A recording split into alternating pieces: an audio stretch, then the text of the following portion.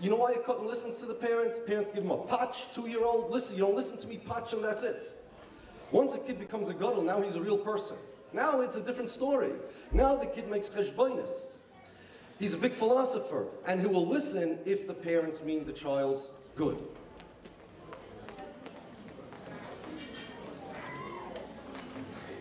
As long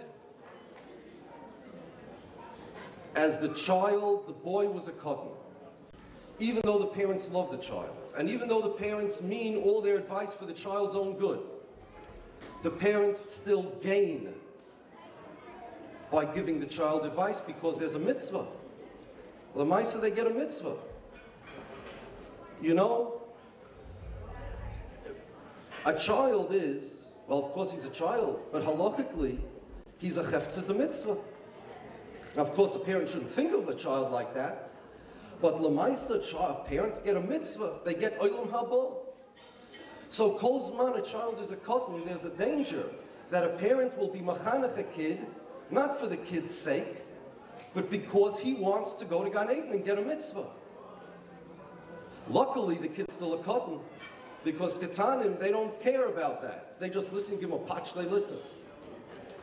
Once the kid becomes a gadol, the father gets up by the bima, as soon as the kid becomes bar mitzvah, and he says, you have to know, from now on, I will still be machanech you, I will still give you advice, I'll still pay your tuition, I'll still be your father in all the ways that I was, but now, I am not chayiv to do it, I'm not doing it for my sake, I gain nothing by it, I'm only doing it because I love you and I care about you.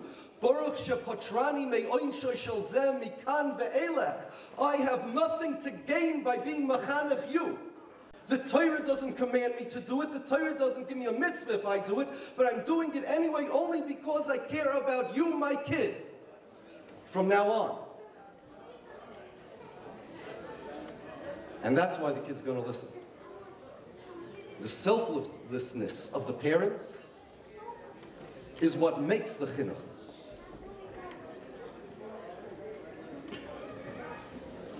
When the child knows that the father only means the child's good, then the child listens. And after the kid is bar mitzvah, there is the only motive parents have for being machanech the children is for the sake of the children. There's no more mitzvah. That's Baruch Shepatrani.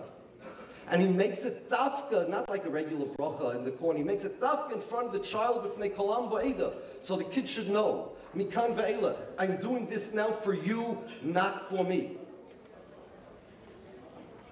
If you want a remez to remember this, Godel ha-mitzuvah v'oiseh mimi she'eino mitzuvah v'oiseh. Godel, somebody who's a godel, an adult. Ha-mitzuvah v'oiseh, who's commanded to do something and he does it and he listens, he'll only listen mimi she'eino mitzuvah v'oiseh, from somebody that's not commanded to tell him.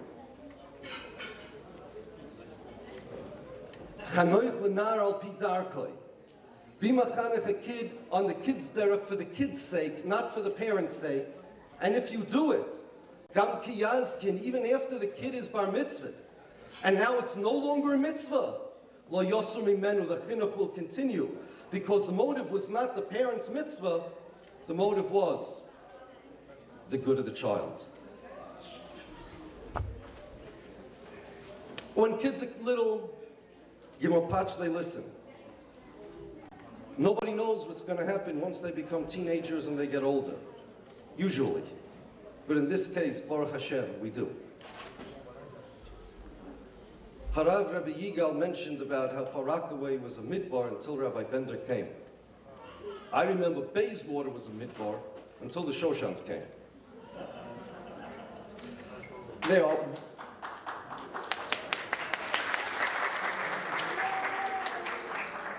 They're world famous. You know that people, the Hachnosas Orchem, you know, Hachnosas Orchem, people invite people for Shabbos, so they think that's Hachnosas Orchem. Wonderful, they got extra cholent, so they find somebody to eat it, so they shouldn't have leftovers during the week. Wonderful Hachnosas Orchem. Do you know Erev Shabbos? Erev Shabbos, when everybody is busy doing all sorts of things, there are people that come from far and wide, I'm not exaggerating. From Queens they come to Bayswater to get some of the salmon that Mrs. Shoshan makes every Erev Shabbos. You think I didn't know that, but it's world famous, so I do know. They're known mamish far and wide for their chesed, for their masim, for their tamimus, for everything. And one thing's for sure. Where's Yitzchak? Where are you, Yitzchak? There you are. Yitzchak, I want to tell you something. Whatever your parents tell you, I can't swear, listen, everybody's human.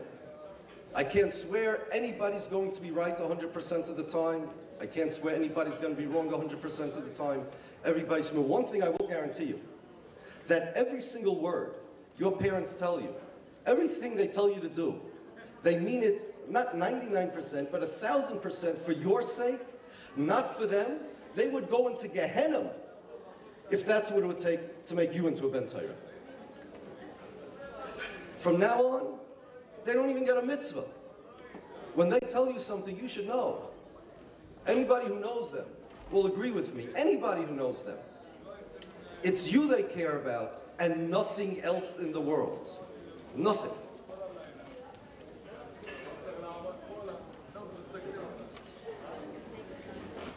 It's customary to end with a bracha. It's also customary here to speak in Hebrew. Don't do all the customs. But we'll end with a bracha. The bracha is for all of us here. Because we need the bracha more than the Shoshans need the bracha. That we should take an example from the Shoshans.